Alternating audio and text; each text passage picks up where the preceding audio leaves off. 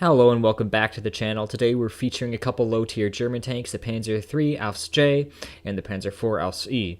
So I'm spawned first in the Panzer III. I like to spawn early in the Panzer III just because it's a fast vehicle, has a reasonably good gun, and I can get to caps early and start contesting them. Now unfortunately for me, you've noticed they've already gotten the A cap. They've got a BT5, and he's going to be joined by a lot of other tanks really shortly. I'm going to try and get up here and try and contest against these guys, but unfortunately, right away, I get shot from the side, and my gunner gets taken out, so I have to back off. And as a result, my M22 friend is going to get killed. So now it's me alone on the point against a bunch of light tanks. So two potential choices of what I could do here.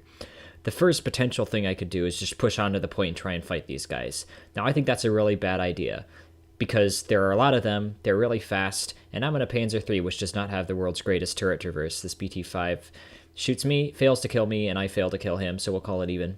Anyway, so I don't want to just advance on these guys and YOLO into the point, because I don't have a great turret traverse, and if I try and do that and fight all of them at once, I'm just going to die.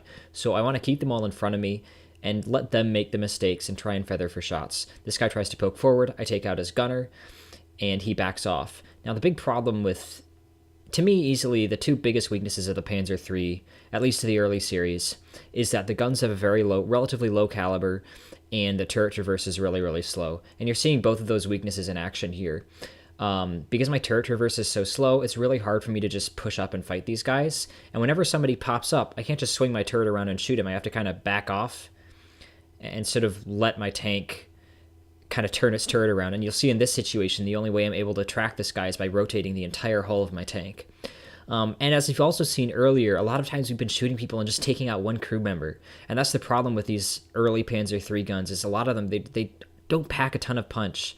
A lot of times they'll shoot people and you'll just kind of get, sometimes you'll get lucky and kill off the last crew member in a tank, but a lot of times you'll shoot somebody and just kind of ping them, take out a crew member or two. So it's really important to be able to place your shots accurately in this tank. So again, I'm going to try and poke up to get the LVT, but he is able to shoot me through the turret and take out my gunner. So again, at this point, my main game plan here is I'm really just trying to wait for them to make mistakes. Since they have so many tanks on the point, all it would take for them is for them all to rush me at once to kill me. So I have to be really careful here. A BT5 is actually going to try and go around, and, this is what I mean, right? Biggest weakness of these early Panzer IIIs, in my opinion, is a lot of times you'll shoot somebody and just take out one crew member, so you have to aim your shots really carefully. In that situation, I really didn't, and I end up getting killed by the whole row. Now, we have lost the A cap. We're trying to take the B cap, but our friendly who's there, I think, is going to die. So at this point, I'm thinking, all right, most of their team is on A. We have to take A. If I want to get kills, end the game with a good score, and win the game, we have to take A. So I'm taking out my Panzer IV. Now, Panzer IV, I really, really like the early Panzer IVs, because they get that fantastic heat round that really lets you kind of tear apart enemy tanks. It's so high penning that you can pretty much reliably go through everything at this tier. Even when you're in an up tier, you feel pretty comfortable shooting at people, just because you have so much pen on this main gun, which is really, really nice. And the reload is so quick, and the caliber is relatively high, so that even though you're firing heat, you're still doing a lot of damage whenever you penetrate people. And that happens all the time in this tank. So I really like these early Panzer IVs, and we're going to go to the point, and we're going to clean up another 7 kills in this brief engagement here. So the first thing I'm doing, I'm noticing they have tanks on the point, they have tanks around the point. So I'm trying to be kind of careful. Now I notice that there's a BT5 actually going around, and I make sure to check to see the LVT is kind of chilling in the back of A. So what I want to do is go around and deal with this guy. The reason I want to deal with this guy before pushing A is because if I don't deal with this guy, what he's going to do is poke out and get shots into the rear of our tank. I feather up a shot there, or fluff up a shot there, and my second one I hit his cannon breach. So now I know it's safe to try and advance on him. I want to try and get on him and kill him before I take out the cannon, before he repairs his cannon breach. A lot of people, what they'll do in this kind of situation, when they shoot a tank and they prevent it from shooting back, either because they take out the gunner or they take out the breach, a lot of times what people will do is they'll get the shot and they'll just kind of hang back and wait to reload. No. What you need to do in that situation where and I'm able to take out the track there, but what you need to do in that situation where you've shot a tank and you've taken out his breach, you've taken out a gunner, what you need to do is you need to rush them. What you need to do is be aggressive and push them while they're still unable to shoot back at you, and take that opportunity and try and take them out. And so that's what I did there with that BT5. I see another M3, get a shot into his track. I try and use this Panzer 35 as cover. And now that he's dead, now that he's dead, I'm going to try and move up. So right now I notice they have 2 tanks sort of to the immediate east of A, and what I want to do is go deal with them. So I poke up here, I see the LVT isn't looking at me, put a quick shot into him, take him out by a hull break. So now I'm going to move further up onto the point. Remember, we have to take this point if we want to win the game, obviously. So I'm going to try and move up and try and get that done. On these maps, so just a general strategy tip on a map like Jungle. So I try and get the shot on this LVT, but the M5 is nudging me from behind, knocks off my shot. Guys, never ever do that. If somebody's trying to take a shot, don't bump into them because you'll throw off their shot and they'll end up with a dead gunner. So I quickly swing back around when my gunner's back up and take out the LVT. Anyway, as I was saying, so on a map like Jungle, you have 3 caps. You have 1 cap that's closer to your spawn, 1 cap that's closer to the enemy spawn, and 1 cap that's equidistant between them.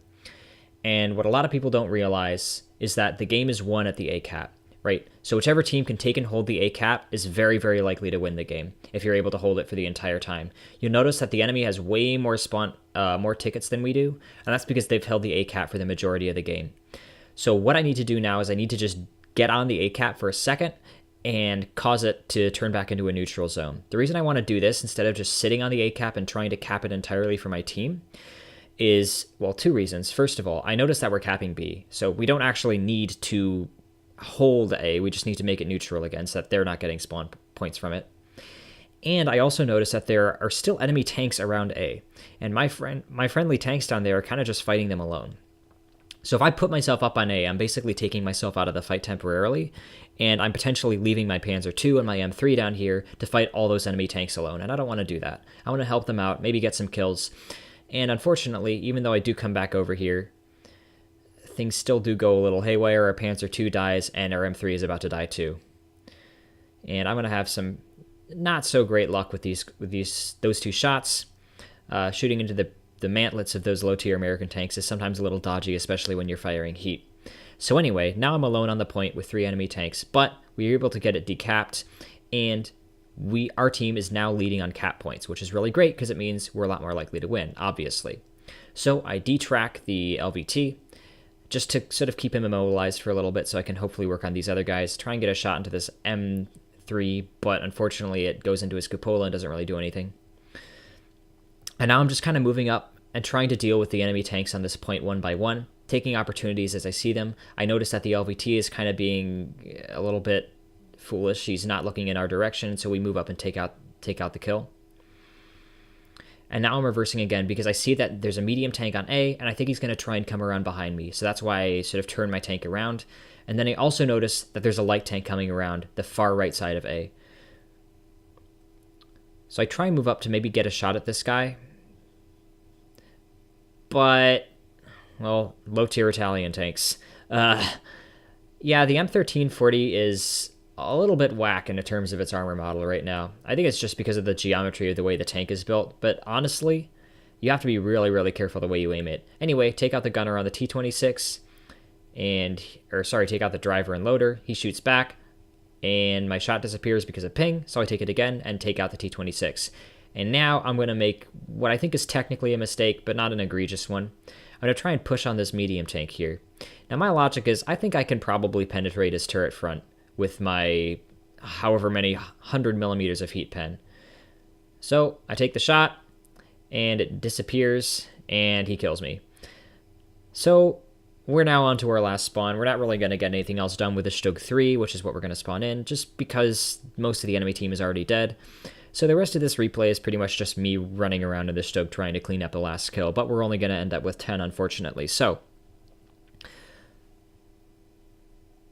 main point of this video that I really just want to put out there is on a map like Jungle, where you have 1 cap that's kind of equidistant between the 2 teams, and 2 caps that are sort of allocated to each team. So the side that we're spawning in gets the C cap, the enemy team gets the B cap, basically for free.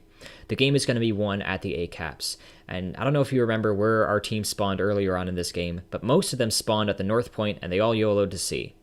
And the reason that's bad is because you really only need 1 tank there. it's not super realistic to expect that you can try and take B early on in the game. So what you want to be doing early on a map like Jungle, and this also applies to other maps that have kind of a similar layout. I checked to see if that's a dead LVT or a real LVT. But on maps with this kind of layout, you really want to go for the cap that is contested. So in this situation on Jungle, always, always, always, I want to spawn and go for the A cap. I'm not always guaranteed to get an early base capture. If you go to C, yeah, to be fair, you basically get a free base cap early on, which I suppose is nice if all you're looking for is RP. But if you're going to the A cap, on this map, you're a lot more likely to help your team win the game. Just because of the fact that if you automatically get C, and if you're able to fight for and take A, then you're likely to win. So that's the big takeaway from this game. I hope you enjoyed. I hope you learned a little bit about the Panzer III and the Panzer IV. If you enjoyed, feel free to subscribe. And as always, stay classy. Thanks so much.